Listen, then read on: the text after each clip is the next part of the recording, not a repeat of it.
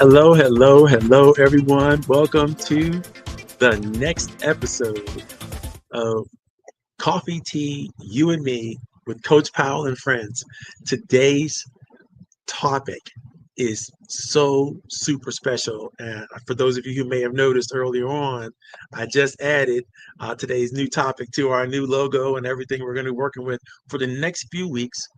We're going to be talking about all the latest and greatest innovations that are needed for committee leaders and committee participants of all types, whether you're a nonprofit or for-profit organization. We're going to be teaching and training and developing all the new techniques, all the new strategies, everything that you need to know to build vibrant committees, whether you're going to do it face to face in person, or you're going to do it in some kind of hybrid format within your organizations. And that doesn't matter what organization we're talking about, whether it's going to be a community organization or fraternal organization, or even the workplace that you work in and you're working on small teams and small committees. You need to know how to take advantage of all the brand new and exciting efforts that are out there to create these tremendous benefits for belonging and participating in these committees. That's what we're going to be talking about today. So get loaded up with your pencils and your pens ready to get involved and get connected with some of these beautiful and wonderful ideas that I have done some serious research and development on pulling together for you all. In fact, I am constructing a brand new training outline and program that's available right now for those of you who found the original links to this material. You'll be able to go back and look at a free download that I have available for you all to kind of walk through as we grow and walk through this new process and these new products that we're going to talk about. Okay, so before we get into the topic today, I got to do a better job of thanking people and the people that really make this possible for everyone. So let me do what I need to do to thank, first of all, my fraternity brothers at Phi Beta Sigma, who literally inspired this new training idea, this new training concept, have embraced all that we do with their Bigger and Better Business Committee for our organization, and in terms of small business economic development and helping small businesses in the local Northern Virginia area grow, get recognized, be more prominent, and develop their strategies and techniques.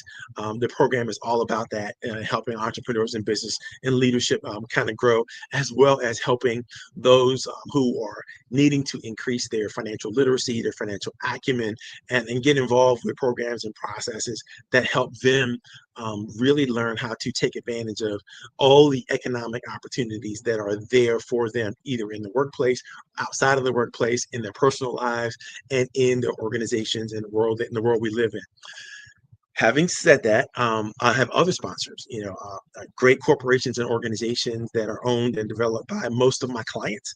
And I have to say, one of the premier clients that I have, or that I'm really excited about, is Darren Shoemate of Shoemate Engineering, Adolphus Towns, and um, some of my other clients are all responsible for allowing me the opportunity to embrace the small business community in a major way every single Friday from 3 to 5. So I love them, and I love for you to get involved. Ask me about them.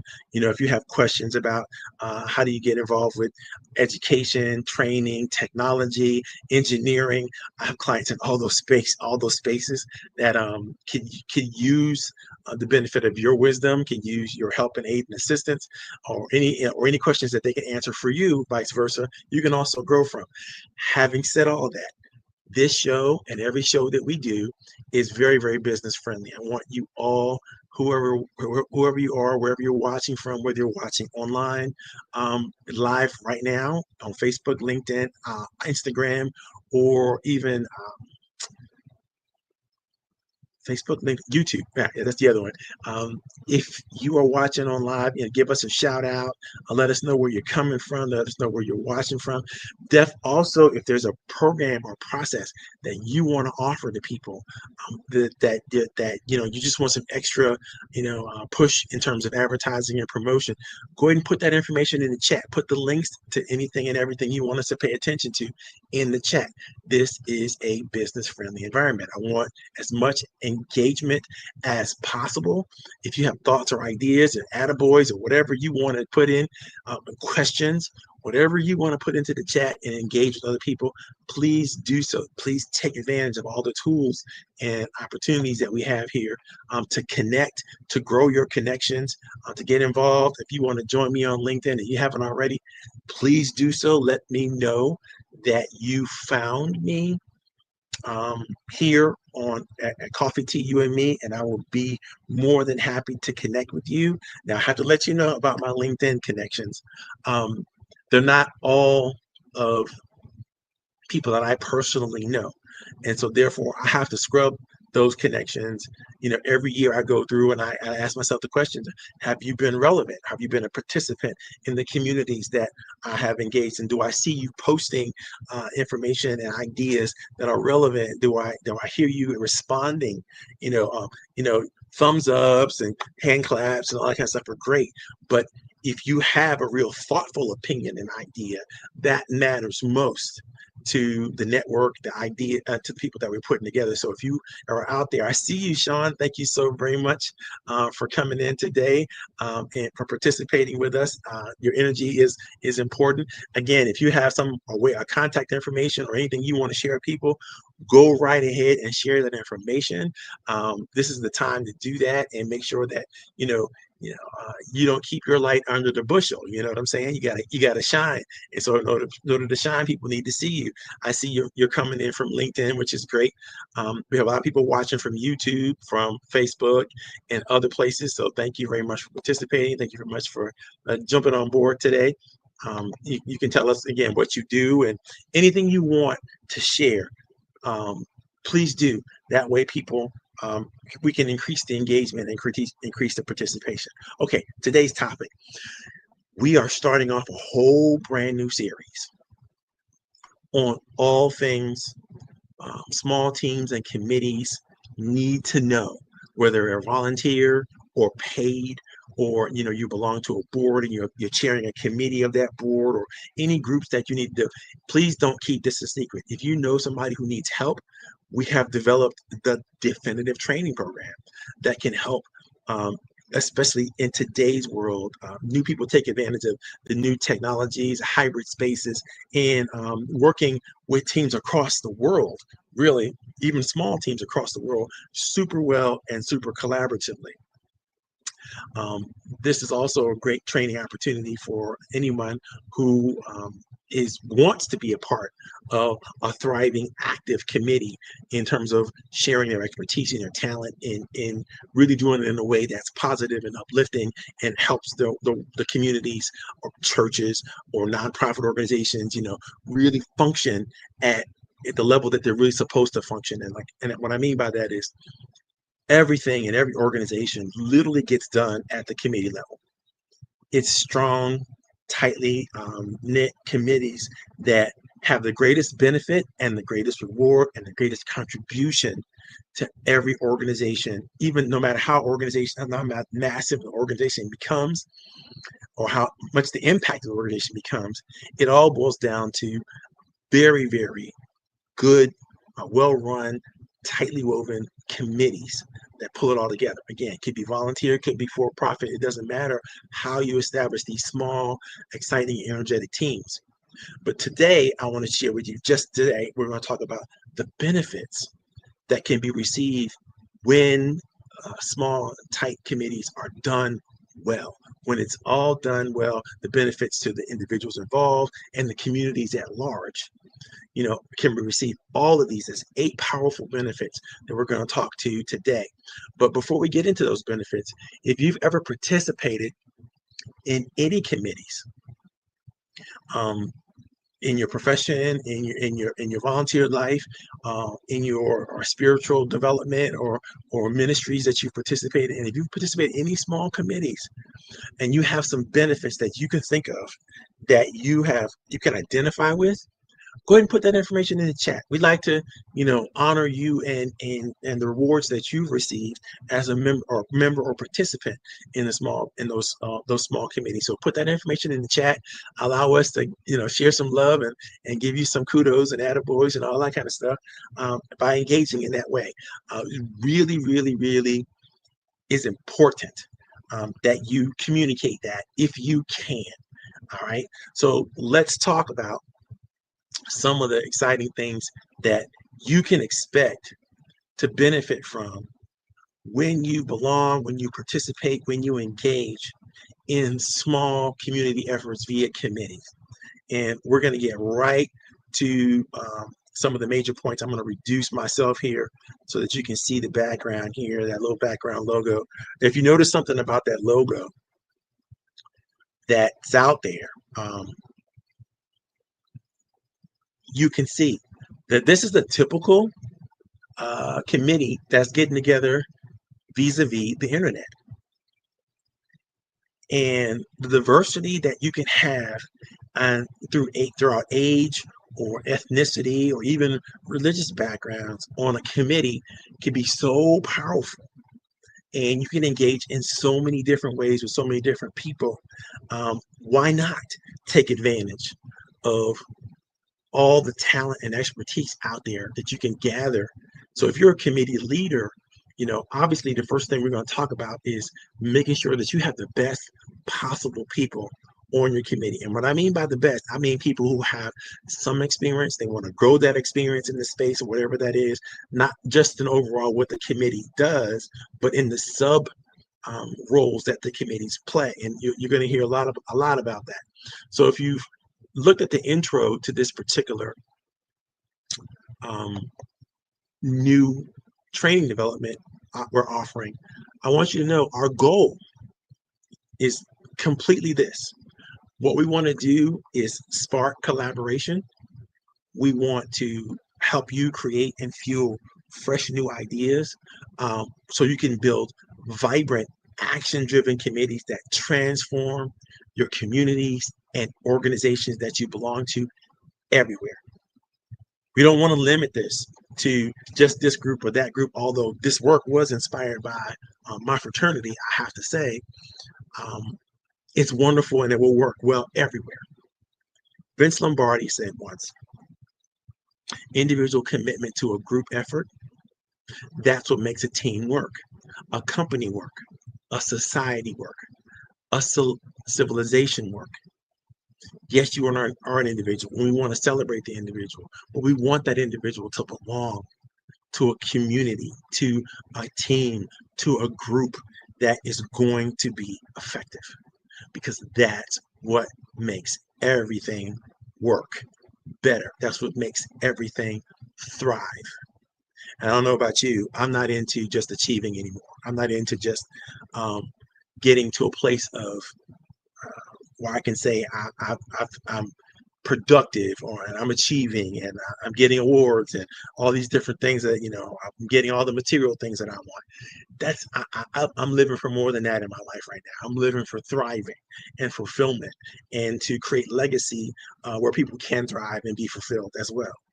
So who should participate in today's training and the training throughout the rest of the weeks that we're dealing with? Well, anybody who is spearheading a small team or commission or wants to spearhead a small team or commission, anybody who wants to participate in a small team, a board, or any small group organizations, volunteer on committees or whatever they want to do, you want to participate in this. And here's why.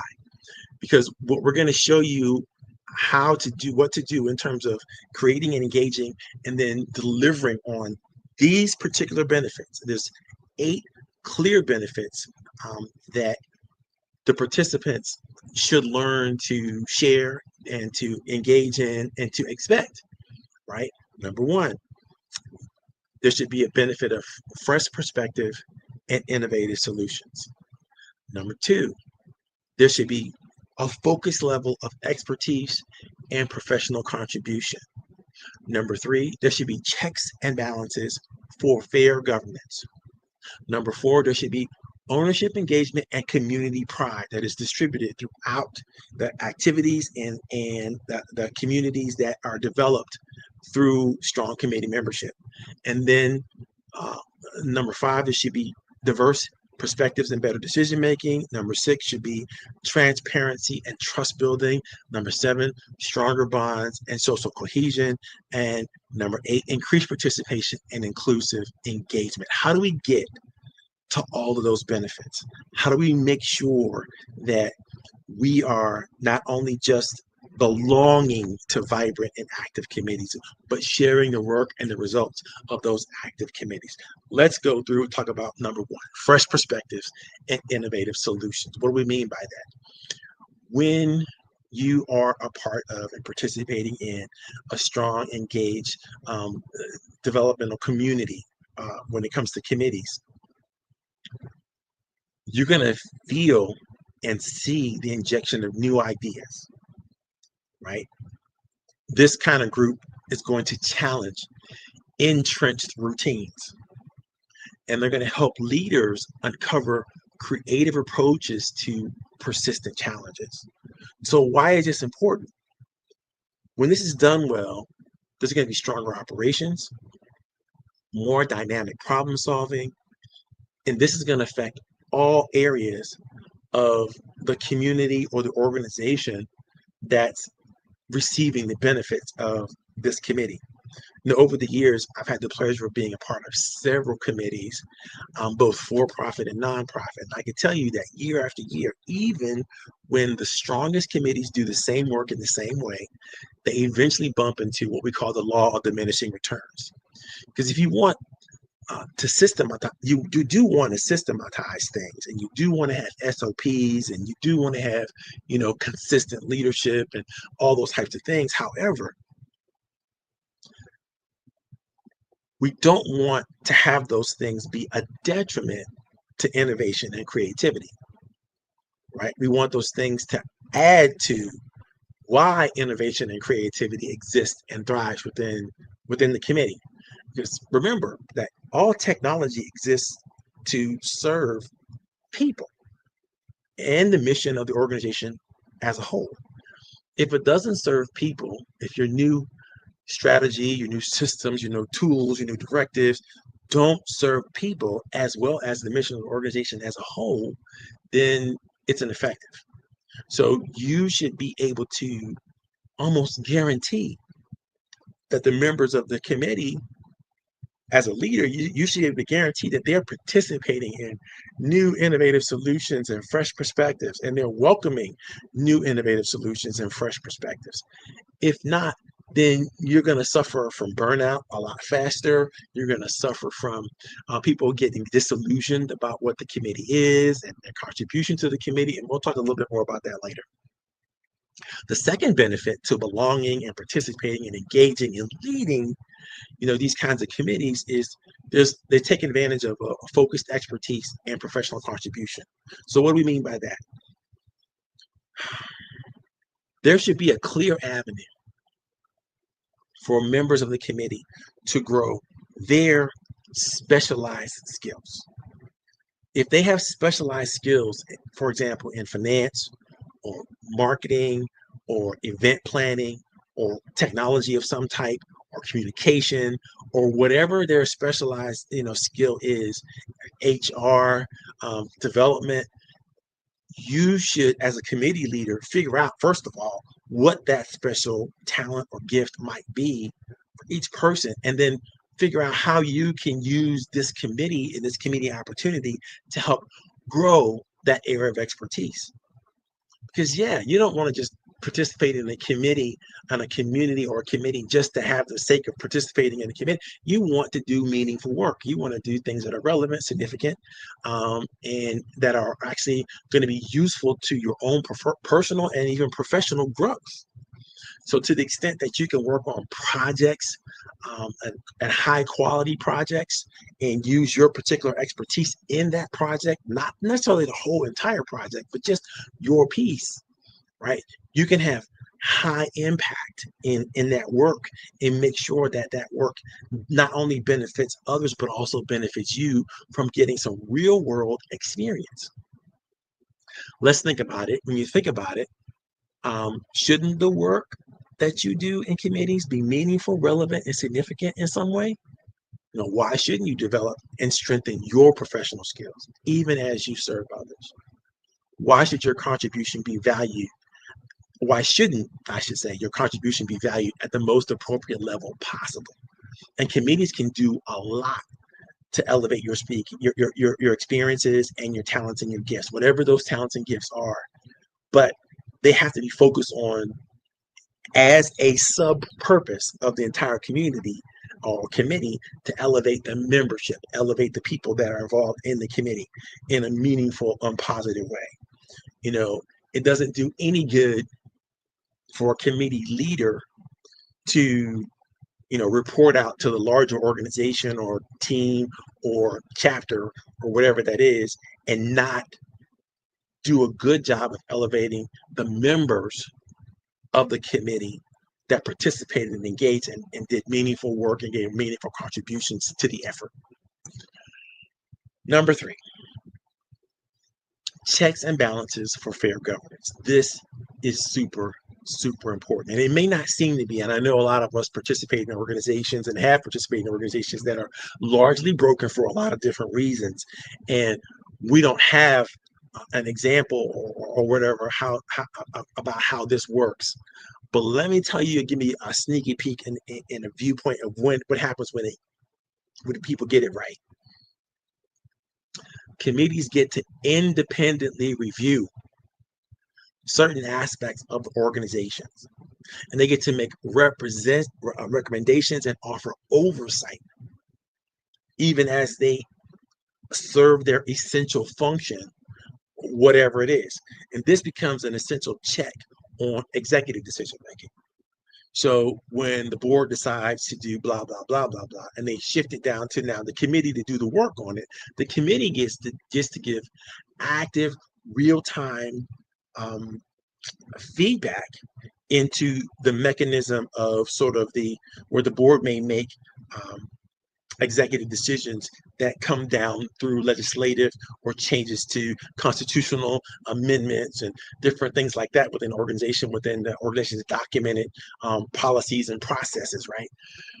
They may make the changes at that level, but who does the work? It's the committees that do the work that generate whether or not this was a good idea, how well it's working, if it's working at all, what needs to be done to tighten up the language of clarity or whatever that is in the governing documents that kind of brought the new understanding or the new way of being or developing into community focus, right? So those checks and balances are very, very important, and the committee gets to be the structure that fosters responsible budgeting, transparent policy enforcement, and equitable outcomes for all of the stakeholders. I'm always leery of participating in committees or small teams that don't have adequate reporting structures and don't clearly show how their work aligns with the overall strategic mission of the organization. Because it's only right to have people, especially volunteers, working on committees that will focus on consistent reporting of their actions and decisions. It's fair to them, it's right to them, and it creates an opportunity for them to relatively shine in terms of the work that they're doing. If you don't have that, then people get buried underneath the pressure of high expectations, but not really able to deliver on those high expectations in a way that matters. The next aspect of in terms of benefits that could be offered. You can expect when the committee's really working and working well in all aspects, you're going to expect a high level of ownership, a high level of engagement, and a high level of community pride. And these terms mean different things to different people, but for the sense of this argument, I want you to understand that a deeper sense of ownership over local initiatives is empowering to everyone that's involved in a great team, a great committee, right? This is going to fuel pride and long-term commitment. You want people to feel like they belong to something that is important, something that is valuable. If that's the case, then they're going to engage in the programs that are out there. You're going to have much more successful fundraisers. You're going to have events that are vibrant and fulfilling to others. And you're going to see that people, as they become more personally invested in the community and the organization's well-being, really turn the corner to that level, what we call thriving, right? It's not just going to be good, it's going to be great, it's going to be amazing, it's going to be engaging, it's going to be active and growing. You want to see members actively engaged and participating at every level of the group, the team, the chapter, whatever it is you have. You want to prepare them to take on higher and higher roles within the organizations at large. And it's great to see people move from, they're working with a local level group of organization. It could be a union or a fraternal organization or a community service organization or even a church. You want to see them working well at the local level, but then you want to see them grow into now that they've done so well in the community level, at the committee level, in the smaller groups. You want to see them now grow into regional, national exposure, maybe sometimes even international exposure, depending on the type of organization that they're working within. Because when that happens, that growth is palpable. Everybody feels that. Everybody goes, oh, I remember when so-and-so was just a participant in this committee, and now look at them, they're the regional director, or they're the national level of leadership. And it's so much more pride that goes into belonging to chapters or groups or small teams that have elevated members to higher and higher roles within the organization that everybody loves, right? So super important to try to offer those opportunities and be respectful of those opportunities within the committee work that they do. You're going to see that happen. If you stick around with any group or team long enough, you're going to see people grow because they learned at the committee level how to do something, or how to really elevate something in the roles that they were able to do. They can turn that into their professional lives or back into the organization. It's all growth and development.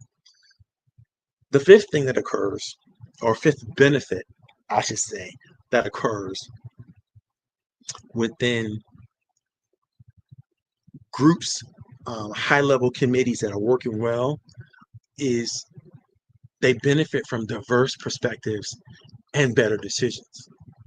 Now, diversity gets a short shrift in many organizations in many places because people feel like it's much easier to work with people who think the same, believe the same, come from the same background and privilege or whatever that is.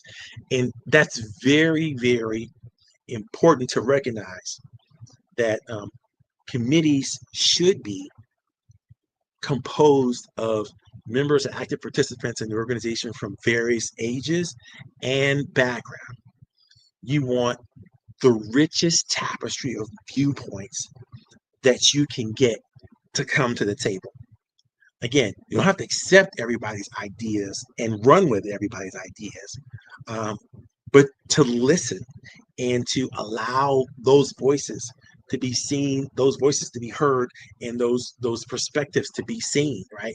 It's super important because what it does is enhances the deliberations in of any discussion, and it leads to a well balanced, well informed decision that more accurately reflects the actual needs of the community's aspirations, right? So, if you have a diverse organization, so to speak, and you're only speaking to one segment of the organization, you're only allowing one segment of the organization to engage and participate in the greatest work of the organization, then you're doing a disservice to the entire organization because, other members are not benefiting from the entire organization.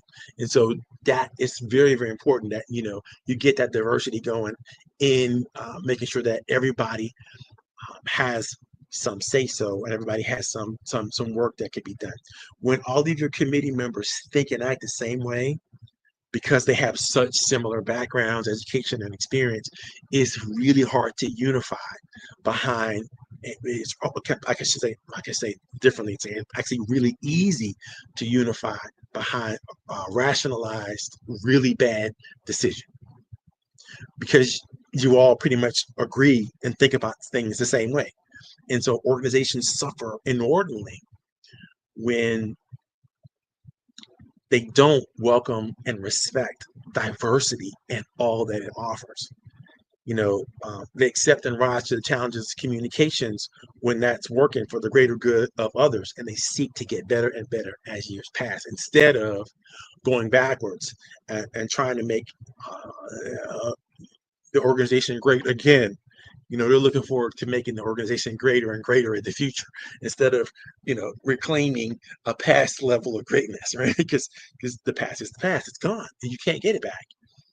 You just can't. There's no way to go backwards in time and recapture the same moments with the same people and blah blah blah.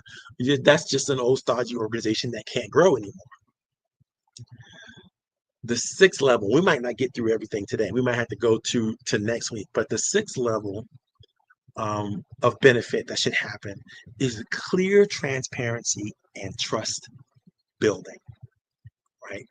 When you involved volunteers early in the planning, the oversight, and the execution of any committee work that's being done, you demystify organizational processes and build trust between leaders and the broader membership. Now, again, I've seen committees try to select the people that they like and they trust and they've always worked with in the past, and they try to keep those same people on the committees as long as they possibly can because they think it's working. Why change it, right? But if you don't get new people involved, if you don't orient them well in terms of not just what the committee does, but what they specifically can do to enhance the planning, the oversight, and the execution of the committee, they're not going to feel like they belong. They're not going to feel like, this is a useful or meaningful use of their time.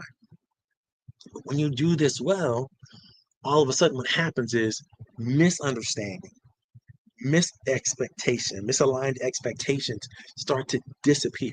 Right? You won't have a lot of misunderstandings. You don't have a lot of people who want this but can't figure out how to get to it. Right? You're going to foster a culture of accountability. Much better. It's important to bring people in early to the decision-making processes. Right? There's much less confusion, much less stress, especially when there's imminent change that must be made, right? There's nothing worse than delivering to a committee that's formed and been formed and formed to, and then going, well, you know what? You guys got less budget than you had last year or the year before, just because, things are happening at the macro level of the organization, and you're going to have to, now we're going to expect this committee to do more with less, right? And then they're not involved with the planning and organization. You're just there to execute the wishes of the board of directors or the executives that are in charge, right? So you don't want to be victims at, at a committee level, right? You want to make sure that the committee is involved with the planning and oversight enough for them to feel like they're part of the decision making. And maybe you can prevent some very bad decisions from being made in the first place, right? There's going to be fewer pushbacks and more buy-in to newer ideas and innovation when you do it like that. When you involve as many people as you possibly can in the early planning and early oversight and execution, then you're going to have a lot less problems when it's all said and done. I'm going to take a break here before we get into number 7 and 8 and ask some questions. Does any of this information resonate with you guys so far? If so, give me a thumbs up or a yes or in the chat or whatever that is. And if not, help me understand why. It's very important. Like we're a very feedback rich organization, and I try to make sure that I am accepting feedback in all spaces. And I don't mind whether that feedback is public or private. If you need to, or you feel like you need to contact me, um, personally, my information is scrolling down at the bottom of the screen. You should be able to see it. How you do that? If you feel like you can give it to me publicly, fine, give it to me publicly. I want to know, is this interesting or challenging to you, right now or moving forward. And again, if you're watching this, whether you're watching this live or you're watching this in review later on demand, still participate, still engage, still answer the questions, still ask questions that are out there for you, because I want you, again, to grow. And you can't grow without active engagement is the best way. You can still grow passively, but the more you engage, the more you're going to learn, the more you're going to get that. I want to give a shout out to Sean, while he's still here. He is tremendously powerful and exceptionally brilliant at helping small businesses set up their solo 401k retirement accounts, eliminate debt, and access double-digit alternative wealth assets. If you want to get in contact with him, feel free to look him up here. Here's his contact information that he wanted to share. And that's a great way for you to get in contact with him and to further any efforts or ideas that you may have for your organization using his talent and his expertise. For those of you who haven't volunteered your information, put it in the chat. You see what I do. You see how we make things happen for people. So make sure, and we'd like to promote as many small business leaders as we possibly can. So again, put your information in the chat. Let's get back to it. Okay, so number 7, that's where we left off before.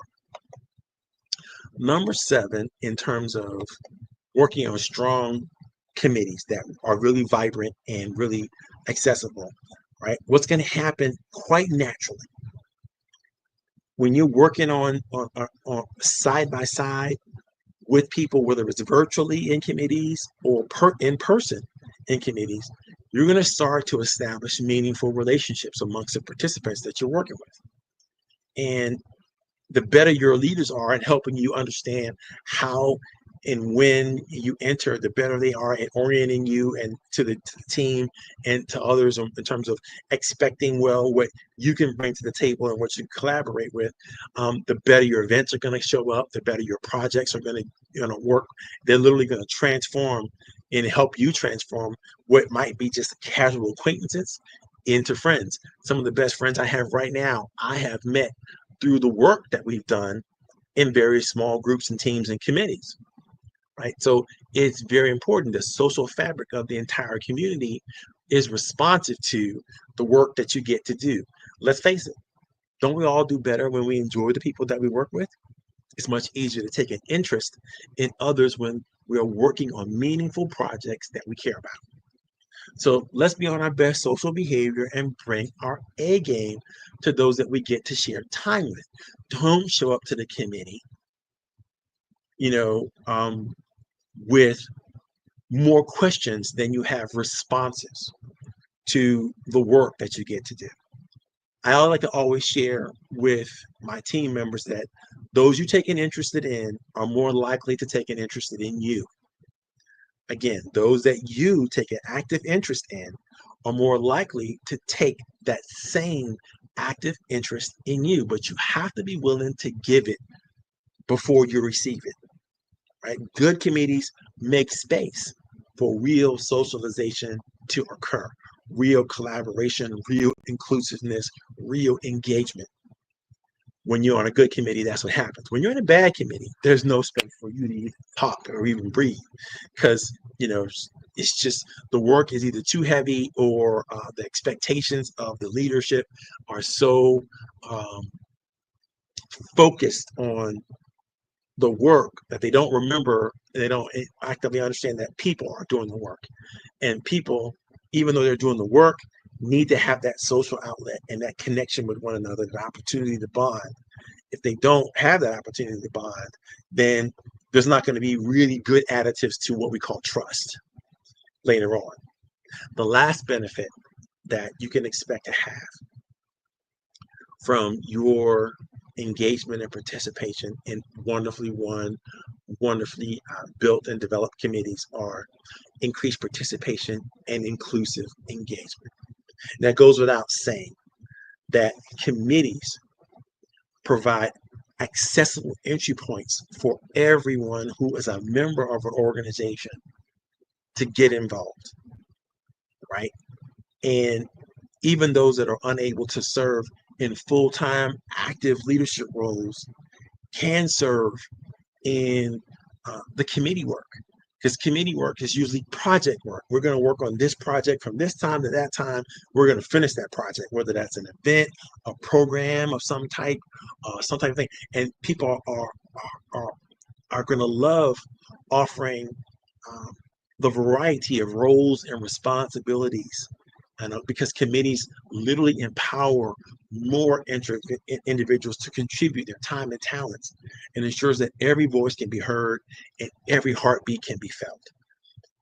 Super, super, super important stuff. Now, next week, we're going to get into some major stories of three different individuals, Ann, Tom, and Emily, and how they, each in their own right, have participating in brilliantly growing committees, and how those opportunities kind of worked out for them. And then we're going to get into some core functional ideas of how hybrid committees should work and some models. And we're going to use some industry specific techniques and concepts. And I'm going to try to do the best I can to make sure you understand, but make sure that, again, if I say anything that's over your head that you don't understand, feel free to ask the question. I love that. Don't let, anything get in the way of your understanding. And usually what gets in the way of your understanding is your refusal to ask the question as it comes up. So feel free to do that in the chat. Feel free to do that. Call me, text me, or join me on my website. Whatever you want to do that creates that opportunity for you. We want to make sure we're there for you and responsive to you. Okay, guys, it's about 43 minutes in. I think that's a good enough time level. We should call it a quits for today. Again, if you have any questions or any comments, if you're looking for a great coach, look no further. You found one that's committed to small businesses and committed to helping entrepreneurs and promoting the idea of entrepreneurship and small business ownership, to make sure that you and your teams have everything they need to thrive. So if you know somebody who's in business, doctors, lawyers, financial advisors, mortgage producers, real estate professionals, anybody who's a professional service provider could use this experience, feel free to share with them. Feel free to share me with them. I'd love to meet new people. I love to engage with new people. And as I'm building a stronger and stronger network, what literally happens is people that I engage with, they get the advantage of participating and actively enjoying that network.